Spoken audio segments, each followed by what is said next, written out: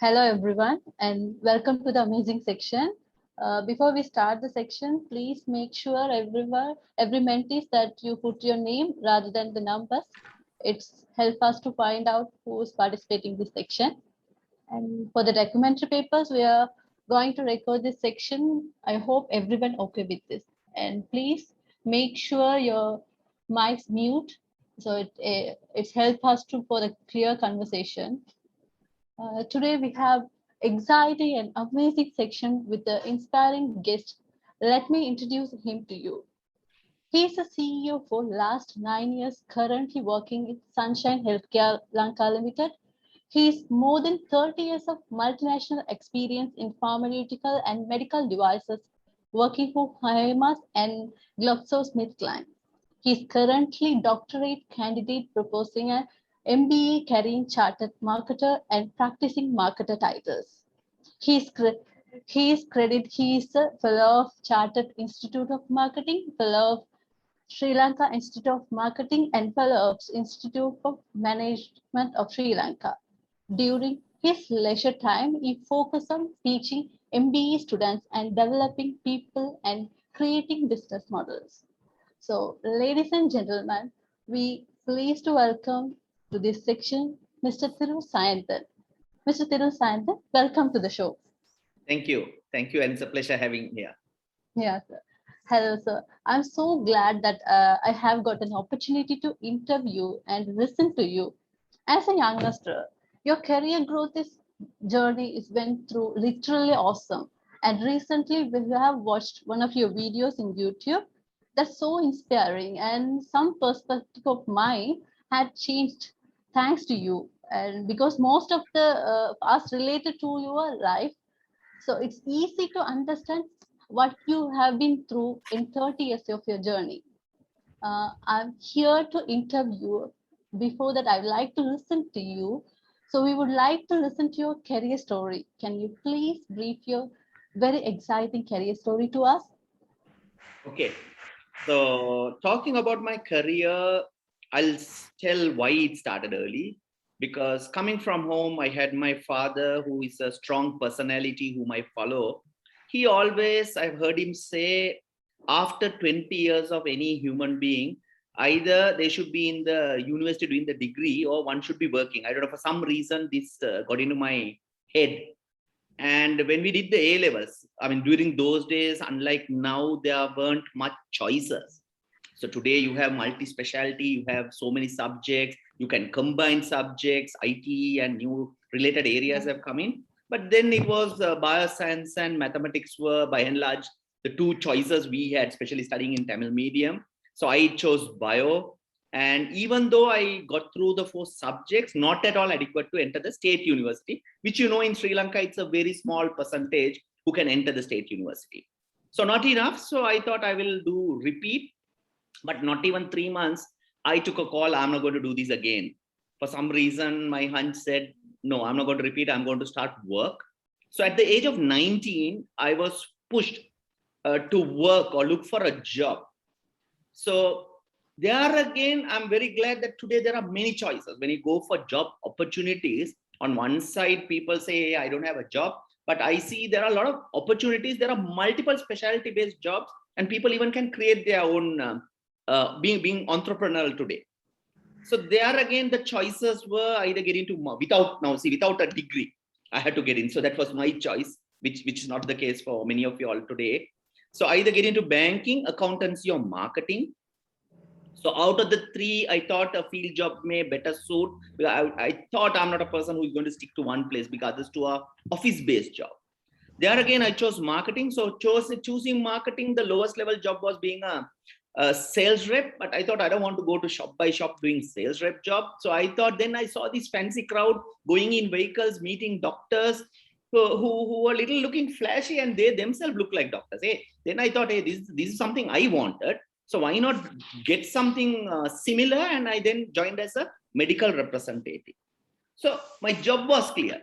Now I need to decide where I should go.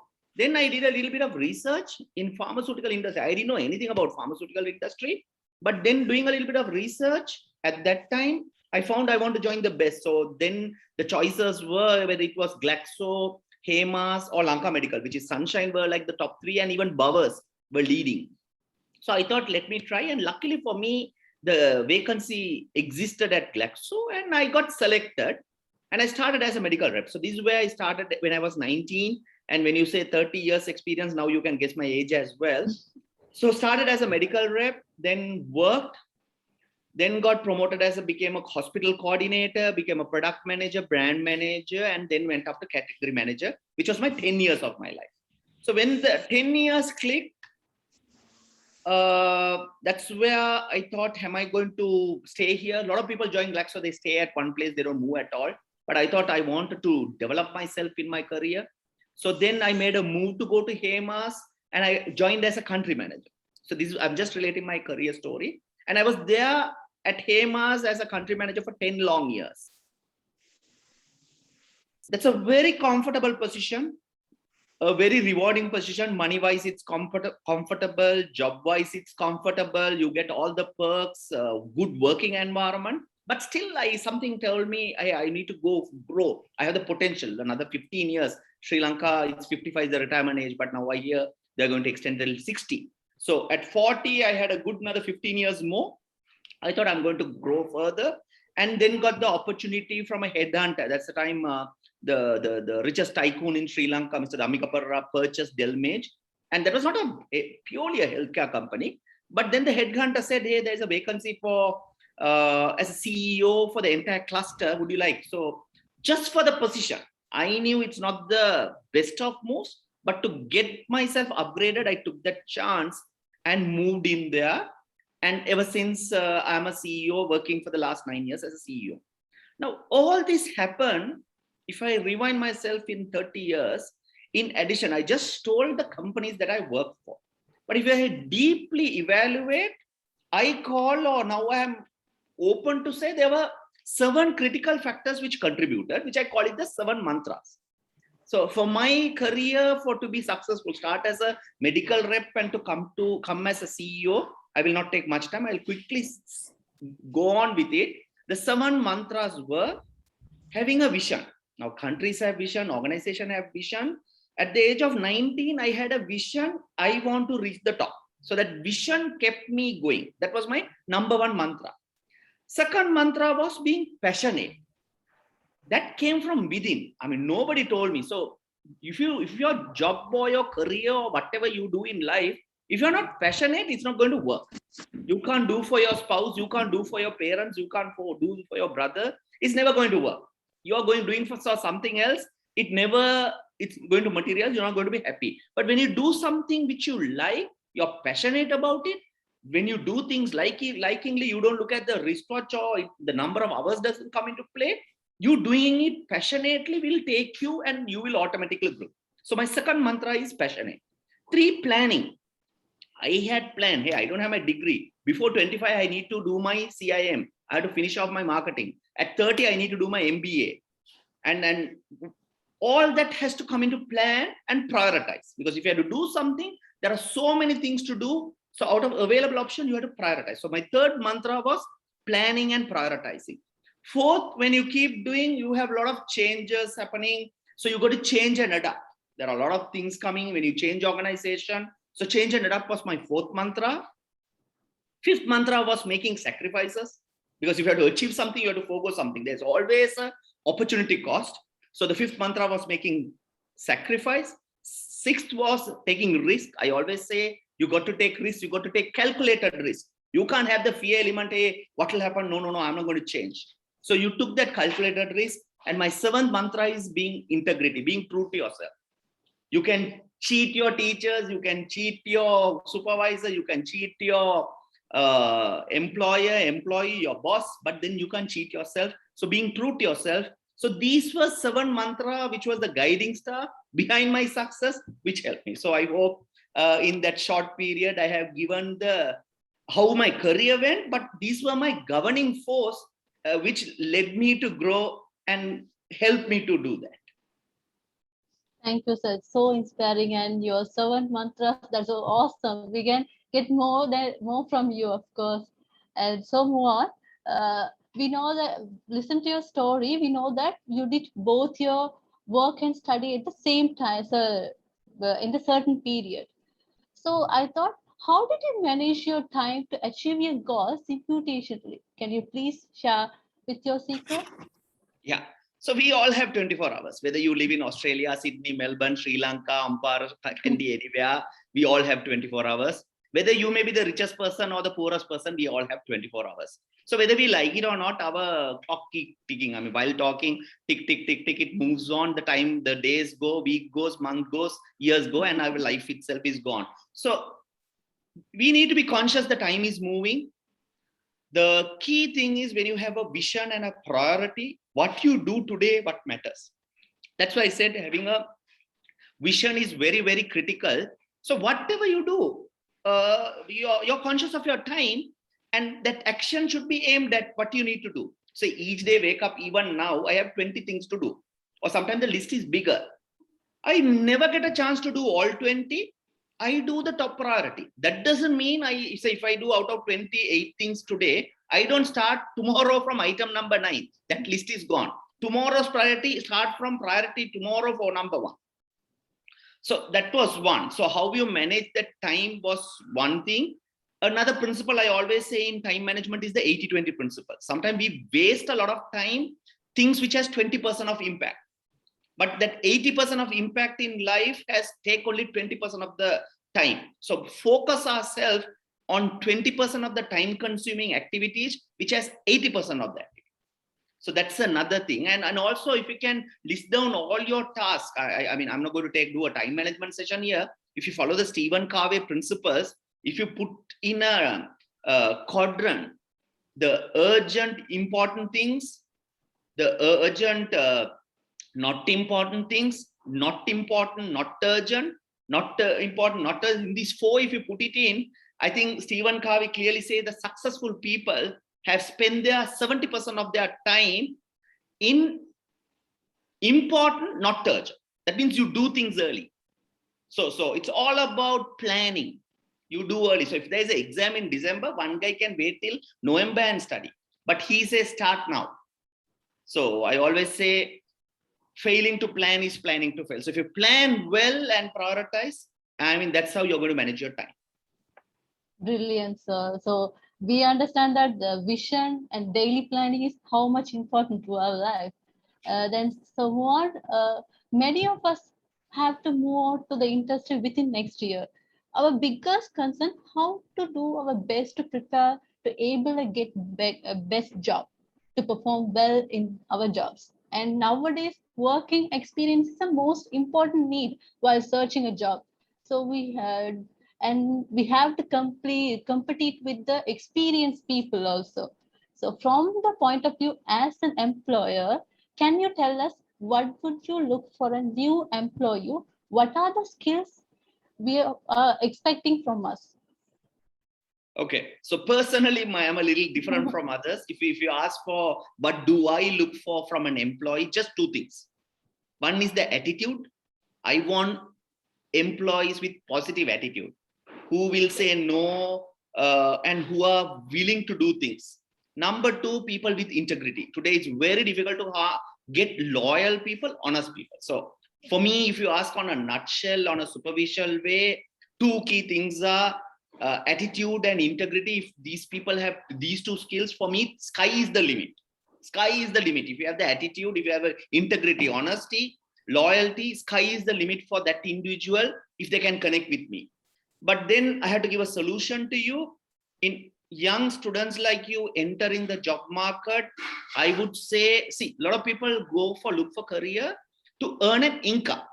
And in the process, you end up doing something you don't like. Whatever the job you take, you do it as a job and you hate it. And when in the morning, when you get up, you hate to go to work. Now, that's not going to help. When you do something, that's what I said passionate earlier in my mantra. Look for something which you like, where you get up and you want to enjoy that work. I mean, for some, singing can be motivational, for some, innovating can be motivational, whatever. For some, teaching can be motivational. Whatever inspires you, whatever you do liking, choose that as a career. I mean, it could be anything. That's why I said singing, to crafting, to designing, to building, to anything, whatever you enjoy, whatever gives that satisfaction and joy, choose that as a career or be entrepreneurial and do. Even today, even having an NGO or doing social services can be a career. So if you enjoy that, choose that, and then you love it, you are going to be passionate about it, and then you're going to grow. And every day morning, you're going to enjoy it. So I would say, from a looking for job, do something which you like. This is where sometimes the mismatch may come. Hey, I studied, I'm an engineer, now I have to look for a job here. But your heart says your heart can be in a violin or it can be on a piano. I don't know. So I would urge, if you can slowly shift. I mean, now you know what your heart says. So don't just wait there looking at the papers in front of you. If you can match what you need, what brings that satisfaction, you are going to grow. There again, never too late. I have seen people who had studied something but moved well in their career and shaped up, because all it needs is intelligence. You can shape it and you can add on with experience, you can add on qualification as well. Right? So tomorrow, if one of you all here want to be a pilot, learning the skills of flying is a different story. If that's what you enjoy, hey, go on. Don't think, hey, I now wasted 4 years in this place. So when you do that, you're going to grow faster. You're going to enjoy. And when you grow, the money comes automatically. You put in more effort, the money comes automatically. So that would be my advice, those who are looking for job. But personally, I look for attitude and integrity, and attitude matters. Attitude goes a long way. Yeah, it's a valuable tips because most of the people are confusing which thing we want to select. Mainly we concern about the money or the job what we love. So it's a valuable tips for us. It's more helpful. So thank you so much. And thanks. When you are enter the industry, you lead a small team, but now you are leading a huge organization because leadership is a big role in our career. How did you develop your leadership skills and how did your leadership style change over the time? Okay. So one thing important is, I'm sure most of in this forum also, I'm sure you're going to achieve greater heights. One key factor is, when you hire, you go, your ego and your head should not become bigger. So you should be humble. And today, one of the best leadership style is servant leadership. So if you have the attitude of, I'm here to serve someone else, I'm here to develop someone else, how a leader get things done become very easy. Once you put in your head, I'm going to serve the community, I'm going to help another person, I'm going to uplift something. If you have that attitude, things are very, very much easier for any leader, be it political leader, organization leader, any leader. That's number one. Easily said than done. Second, you asked me how it had changed. Initially, I was, anyway, I have a lot of authoritarian style, authoritarian, democratic. There are different style. But what I really do is, I follow, they call it the situational leader.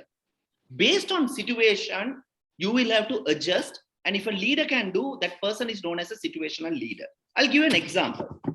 I may have, say, if I take some of my direct reports, one person I need to tell softly, and that's the language he will understand. Another person I might have to use a little strong and in a particular manner. That's where his threshold. So when you are a leader, what is important is you have to understand the threshold. Now, if you take your friends, if you compare your friends, different people will cry at different level. For some people, even if their parents die, they won't cry. Some people, you just look hard, they will cry. So that means at different threshold, people will break up. So same way, when you're a leader, it's important to understand the threshold of your team, and then you apply a little bit of pressure. Pressure is good, but you should not exceed the threshold where the pressure becomes stress. That's the time people will get sick. That's the time people will break off. That's the time people will divorce. That's the time people will tender their resignation and move out. So you need to manage the threshold, keep the pressure underneath and move on. And if you can understand that, that is the best leadership. And in my words, I would call it the situational leader. Based on the situation, based on the individual, you apply and act accordingly. Yeah, so from your advice and from your answer, that the other thing is get frustrated. One of the hardest thing to do, influencing others. Yeah, as a CEO, yeah, influencing and managing the whole company. And can you share the thoughts then? How could you influence others that they do what they want to do them to do? Okay. So influencing, yeah, when you have in a large setup, you need to drive and it need to be all aligned, and influencing is not an easy task. Very simple. You communicate. Communication becomes the key when it comes to influencing and leading both. So communication becomes an important tool. So you communicate your vision, what need to be done. So in this case, not your individual vision, the organization vision, what you need to do. So you communicate upfront and you need to be honest about it. So for example, if this is the A target we are going, you need to communicate. So when you communicate, number two, you have to get them involved. So you can't, tomorrow I have a plan which my team doesn't know. So you have to get them involved. You got to engage with them. So today with the work from home or communicating through monitor, the engagement has become very less. So you need to keep the motivation on. So once this is all done, this is where you identify the individuals and you need to delegate things to the team and also empower certain members. So you got to identify based on the competency, a person who is competent, you can empower. Person who is not competent but still have the positive attitude, you need to delegate and still keep monitoring. So once you do all this, it's become very easy. The ownership become from my job to our job. So if that's where the secret is. So even if I bring a different example, say you're playing a match. The coach wants us to win versus we want to win. If we want to win, the match is won. I am just playing for a fee. Coach want me to win. You're not going to win. So you, if you are a good coach, same way in an organization, if you can be like everybody the owner. So this is where you need to communicate the purpose. So see, I'm in healthcare industry. You may see, hey, this guy is selling drugs or I am selling medical devices. Actually, when I speak to my employees, I say, no, we are contributing positivity to life. We are saving lives. The driver in our stores, when I meet once a quarter, I meet him personally and I tell, your job is not driving, you are saving lives. He says, no, sir, I'm driving. I said, no, if you don't deliver the medication on time to RC hospital, Hemas hospital, and if that patient had not got that, he may die.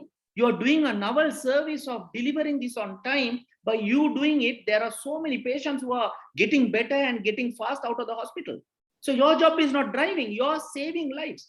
So when you tell the purpose, it's very easy. It motivates people to do what they want to do. So it's all about communication, influencing, and get the team involved and become part of it. So when you say part of the team, even the profits you need to share. I mean, this is where a bonus system, the remuneration system, they all become part of it. Then the job become easy and the wheel start moving fast. Yeah, sir, that's true. The influencing, not only controlling people, then also how to moving with the people in a friendly manner, and also the communication skills are more important to us. So, how can we ask improve our communication skills? There is any advice for us? Okay, communication is very important. See, we all know to communicate. When we couldn't speak a word, we cried and communicated to our mother that we need milk. When we couldn't speak a word, when a diaper was wet, we cried, or when we had fever, we cried and communicated to our mother there is pain. Or, I mean, we communicated. But the problem is when we grow bigger and bigger, the fear, the shy, I don't know. People, I find it difficult. People don't openly communicate, and communication is a key element. I mean, you talk leadership, you talk influencing, anywhere communication is important. And for some nature, I mean, pardon me for saying this, when I interview people coming from the university setup, when I say specifically the state university, people from the interview itself are very much reserved and they are less communicative compared to that of people coming from the private sector or from different fields. So I think this message need to go. I know you are not going to like me telling this, but this message need to be absorbed in, and you should start talking and you should start interacting. And today there are so many ways of interacting. There are social media, there are so many societies. I think you need to mix, mingle, communicate, because when you are in office, you can't operate silos. 150 people will work for one objective, And there are a lot of interdepartmental communication, interdepartmental interaction, interdepartmental engagement. So all these take place. So for all this, you need to communicate. So communication can be written, verbal, it can be even non-verbal. But that communication is an important tool. So it's a very important element in life. So today, I mean, forget work. Even when you come home with your spouse, you need to communicate. At home, you need to communicate. With your children, you need to communicate. With your society, you need to communicate. When you go to religious places, you got to communicate. So communication is an important tool. So that way, personally, I engage myself in Toastmasters. And for the last 15 years, I'm very passionate simply to improve my communication and in presentation style. So that's a personal tool I developed. And even last Thursday, I went and did a project in my Toastmaster doing a project speech just to improve myself. So I would say engage. So if somebody feels, hey, I'm shy or I have the fear of public, there are so many tools. So Toastmasters is a wonderful tool which had helped me. So I'm sure it can help another. So communication is important. And I think, I mean, that's something. See, a lot of people, coming back to the point I told, have the education skills, but they're unable to communicate. And in the process, they lose at the time of interview. Let me be very open on this. So you have the skill, you have the qualification. Because of your communication skill, you're unable to get that job. So if you can master that art, you have everything inside your head, then it'll be a perfect match. So focus on that communication, which is very, very important. Yeah, so that's so true, because I'm also one of the final year students. We know that because we are mainly considering to improve our knowledge and practical knowledge, not to communicating skills. And the corona pandemic also affects a lot, because we are staying in front of the computer and doing works. It's also affecting our communication skills. So thanks for your valuable advice, sir. We will try to improve our communication skills.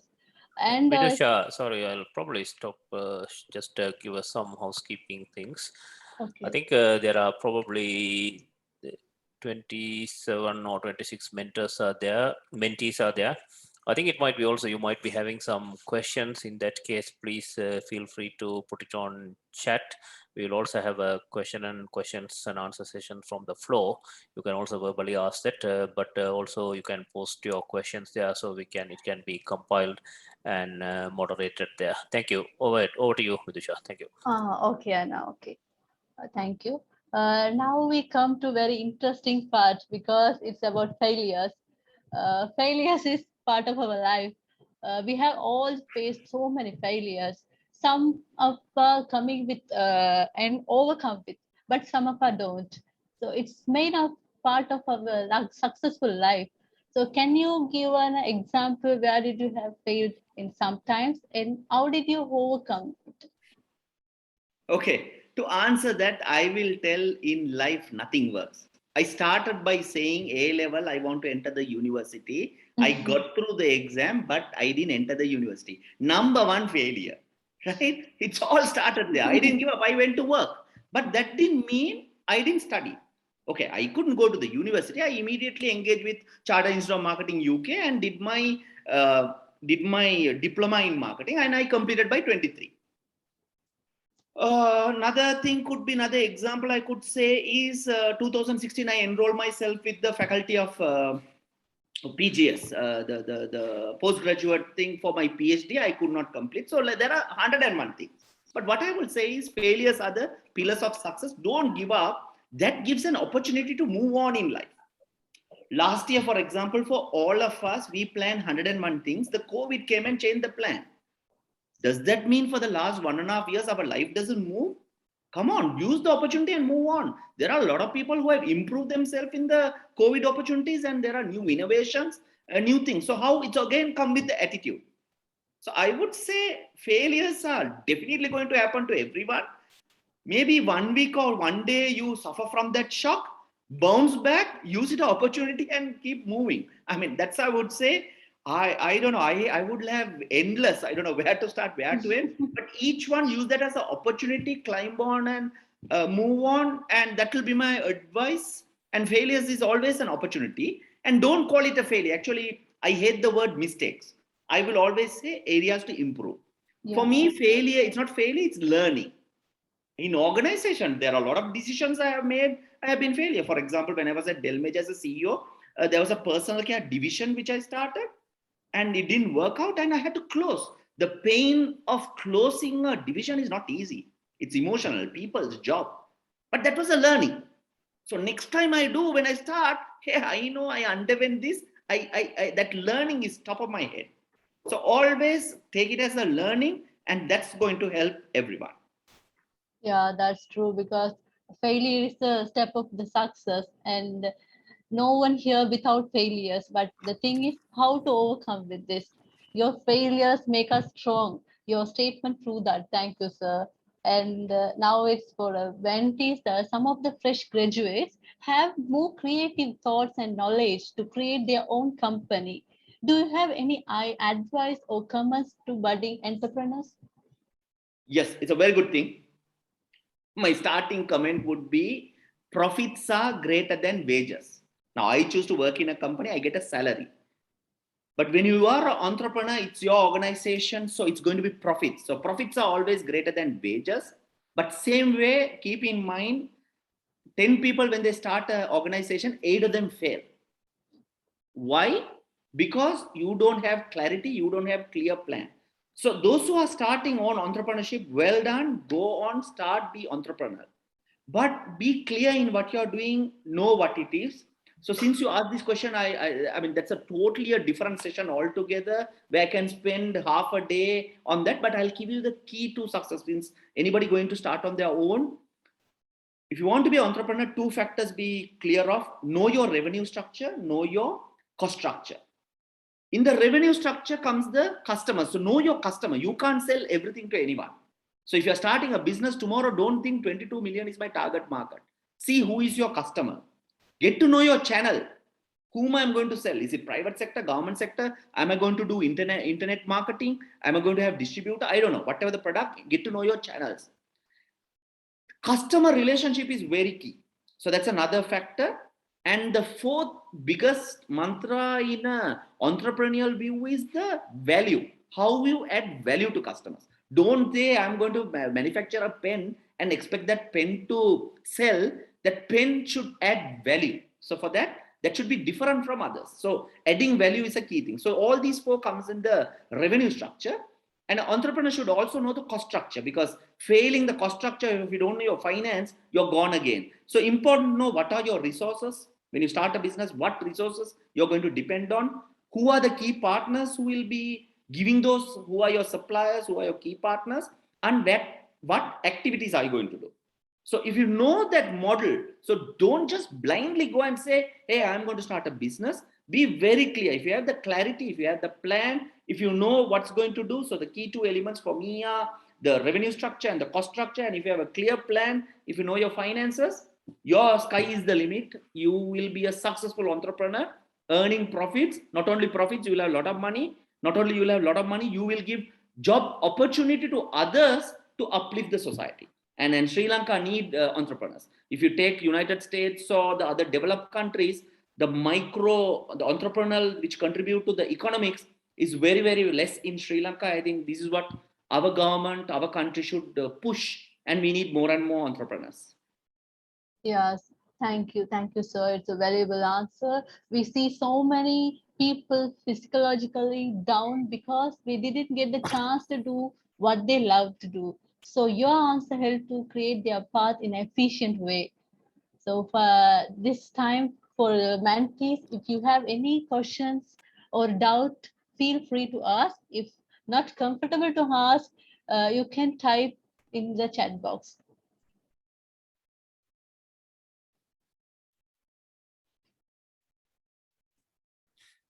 Hi, sir. Thank you so much for the motivating session. I would like to ask one question. What do you think about the importance of personal branding? How much is it important in the workplace? I think it's very, very important. See, personal branding as a branding is very important, especially in politics, right? Because you need to get the votes to win the country. In our country, 50% plus one. So there you got to do a lot of activities where you might engage yourself in promoting your brand. So leave that aside. I mean, your question is slightly different in an organization setup. See, each name is a brand. So in your case, Vidushan, right? Your name is Vidushan. So you're a brand. And Yes. when you work in an organization, it's very important, because when you call your name, certain things come to your mind. So since to ask your question, I'll tell some names, see what comes to your mind. So when I say Kumar Sangakkara, Virat Kohli, Imran Khan, Mahinda Rajapaksa, Ranil Wickremesinghe, Prabharan, like you go on, Mother Teresa, Mahatma Gandhi, right? Now, when I tell this name, different thoughts went into your mind, right? So these are brands. So same way, in your school, to your teacher, when you mention different students, different thing goes in. So when you go to organization also, different names go, the boss, certain names come into their mind. So what you do, your character, how you behave, create a brand. And when you grow and when you climb up, that's important, people associate with your name. And especially if you have to grow well, and if you're an entrepreneur, it's important to have that positive image, positive name, where it will help your success. So in my case, the industry know me by name. So tomorrow for me to go to the industry and do something, people know me by name. Same way, if I spoil my name, industry will also know me for that bad thing. So are you known for good, or are you being known for bad? So it's better not known than being known for bad, but your brand name is important, and more you are known for positive, higher you are going to go, and more recognition you are going to get. But if you're selling a product, the product brand is important, but your personal brand is very, very important. I hope I answered your question, Vidushan. Yes, sir. You have answered. Thank you so much. No problem.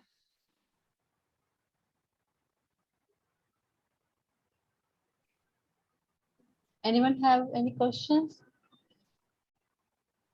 If you feel this your time to ask questions, you can get more information from our guest.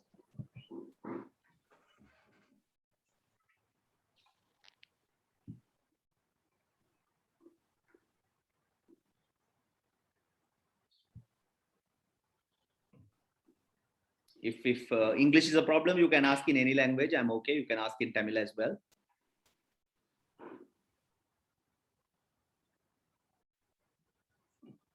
Personal branding is an interesting thing, and that's something we are also going to do something later.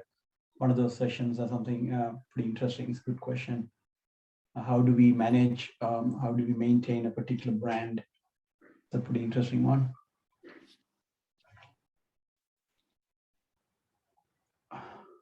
Anybody, any questions, guys? So this is the time for you to ask any question. I mean, you have already provided some questions, and based on that, we just put together. But if you have anything additional, this is the time. We can take one or two more questions.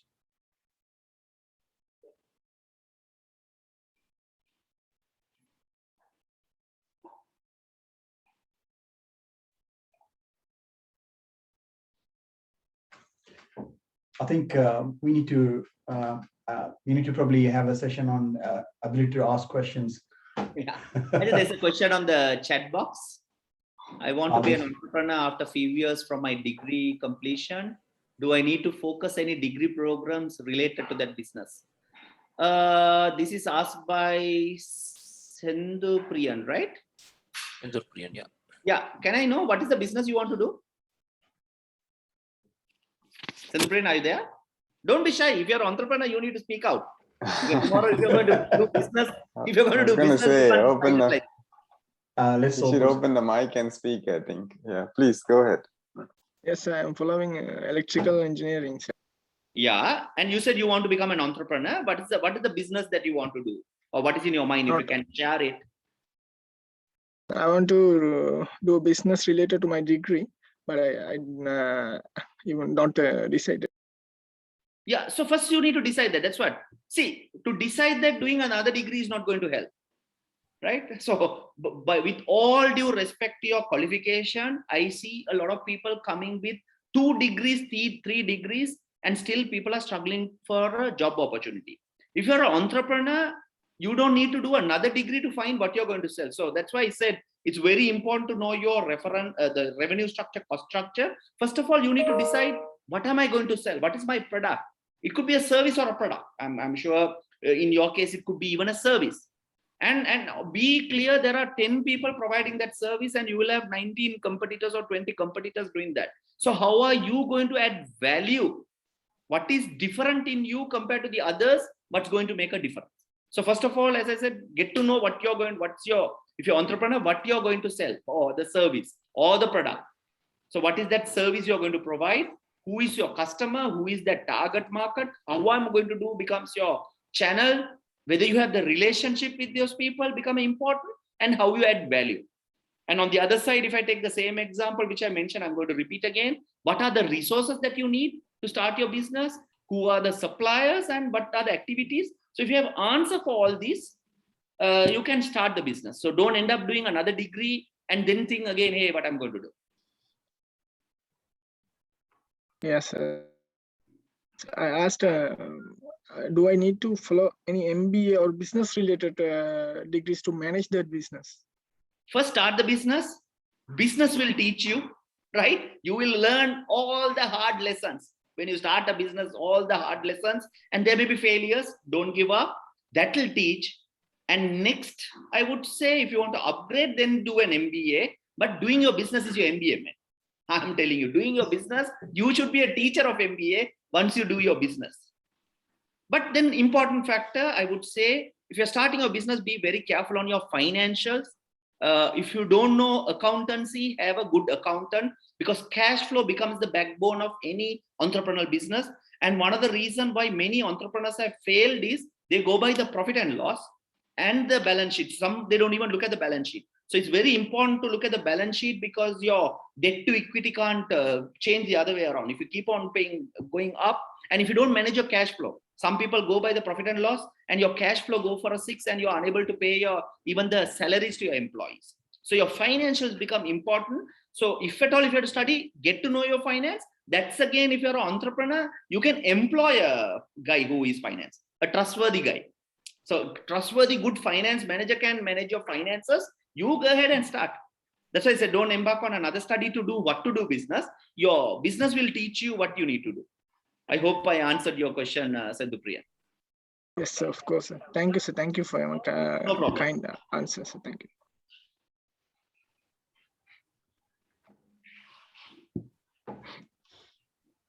We can take one last question if there's any. Otherwise, we can wrap it up. So one more question. Anybody? I would like to take the chance. Yeah. I'm very curious to know how would be the CEO's typical day. So. Sorry, repeat that question, Vidusha. I am very curious to know what would be the CEO's typical day. Typical day. Typical day. Okay. It's sometimes hell. Anyway, a lot of things to do. See, for us, I'm also a human. I also have a lot of things. I also have family. I have 3 children, right? And 2 of them are grown-up adults. And when I go to office, total office has 150 in my total team. A lot of things to do. So, and for me, that's why even before starting the session, Uma in this forum asked, do you work on Saturday, Sunday?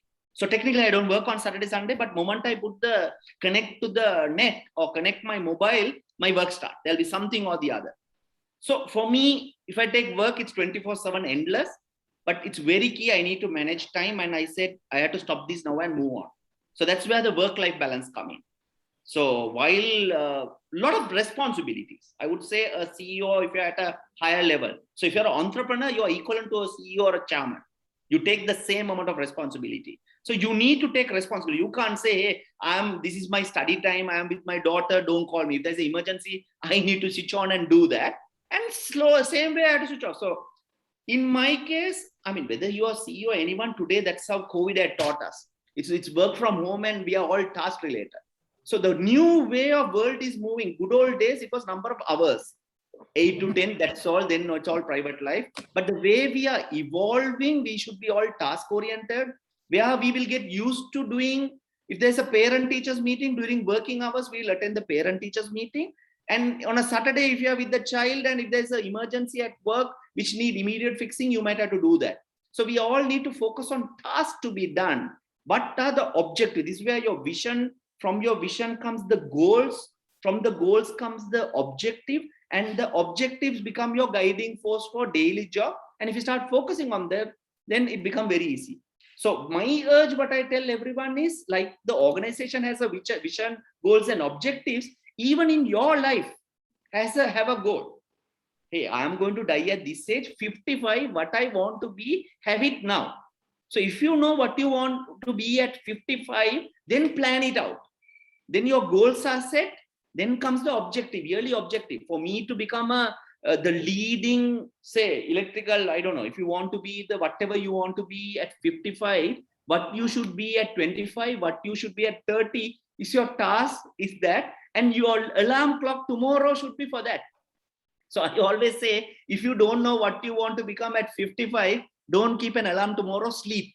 Don't get up, sleep. But if you have a purpose, this is what I want to be, then keep your alarm. And if you need to go fast, then advance half an hour. You have to get up half an hour early. So sometimes when you wake up early, you do a lot of the things, and that's how you beat the rest of the world. I'll make another ending comment. Why are our neighboring country, India, so aggressive? You see, Indians are very aggressive. They communicate well. I mean, as a result, people hate them. Countries like Australia, the Indians are hated for. One of the reasons is their population. They have 1.4 billion people. To do my job, there are 20 Indians who will do my job at half the salary. So the competition is high.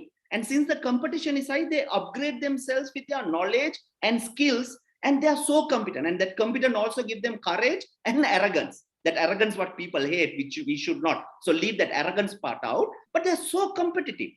Why? Because of population, and the job market is so competitive. And if they don't get to eat.